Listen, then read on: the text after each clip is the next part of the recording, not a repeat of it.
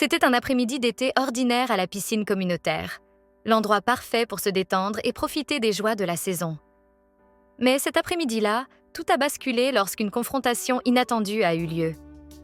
Une femme d'âge moyen, connue pour sa vigilance, a fait face à un adolescent noir, remettant en question son droit de présence dans cet espace de loisirs.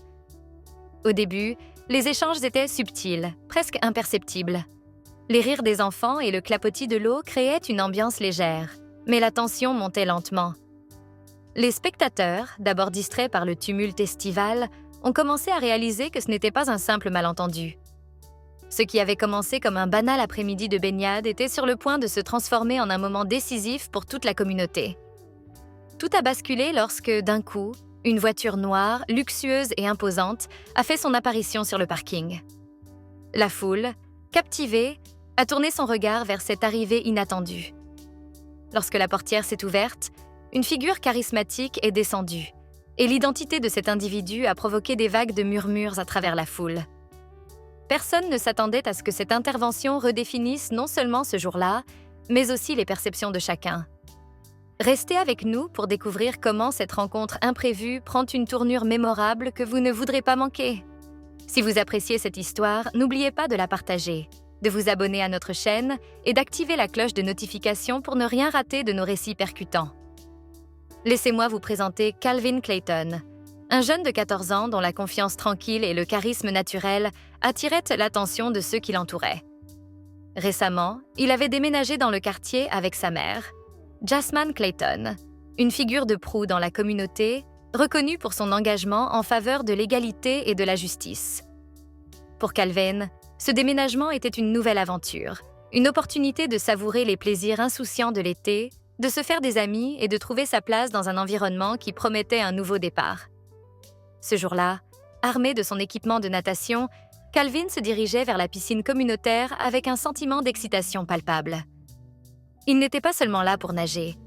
Il était prêt à profiter des simples plaisirs de l'adolescence dans ce quartier qui semblait accueillant. Pourtant, son rêve de passer un après-midi paisible allait être perturbé par un événement qu'il n'aurait jamais pu anticiper.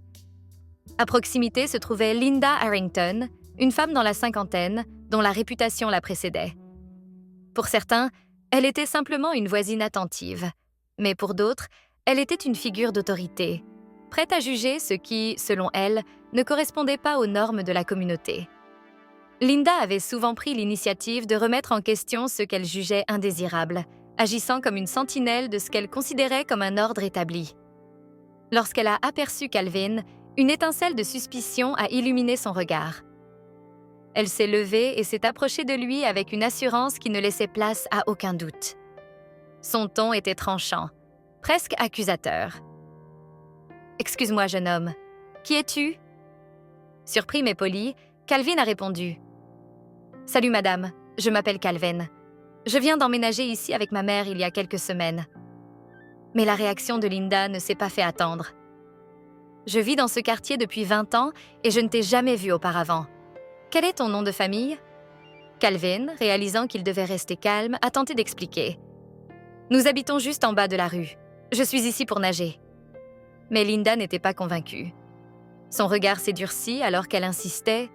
« Cette piscine est réservée aux résidents. As-tu une pièce d'identité pour prouver que tu vis ici ?» À ce moment-là, le bourdonnement habituel de la piscine s'estompa lentement, les regards curieux des passants se posant sur cette scène inattendue. Calvin, se sentant de plus en plus mal à l'aise, a tenté de garder son calme. « Je n'ai pas de pièce d'identité sur moi, madame. Je suis juste là pour profiter de la piscine comme tout le monde. » La tension a grimpé alors que la voix de Linda s'élevait, attirant encore plus d'attention.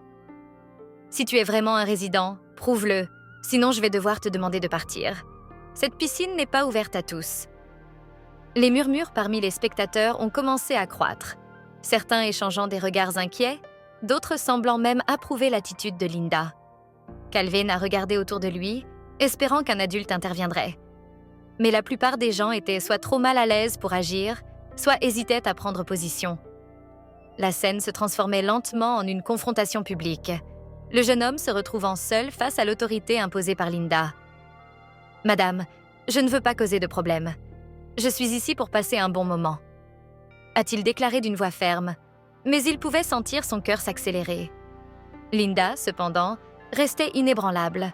Son expression déterminée et sa voix forte résonnaient à travers la piscine, créant un climat de tension palpable.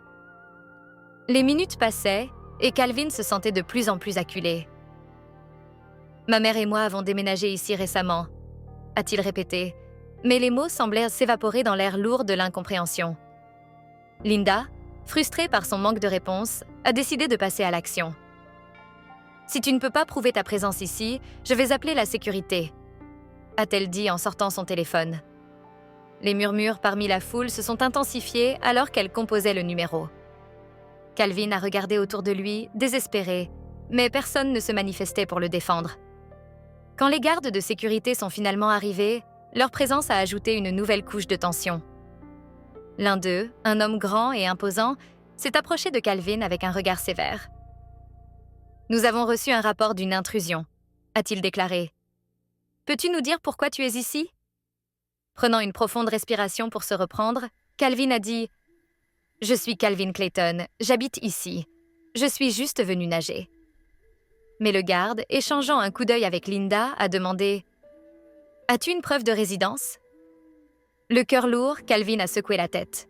« Je n'ai rien apporté », a-t-il admis.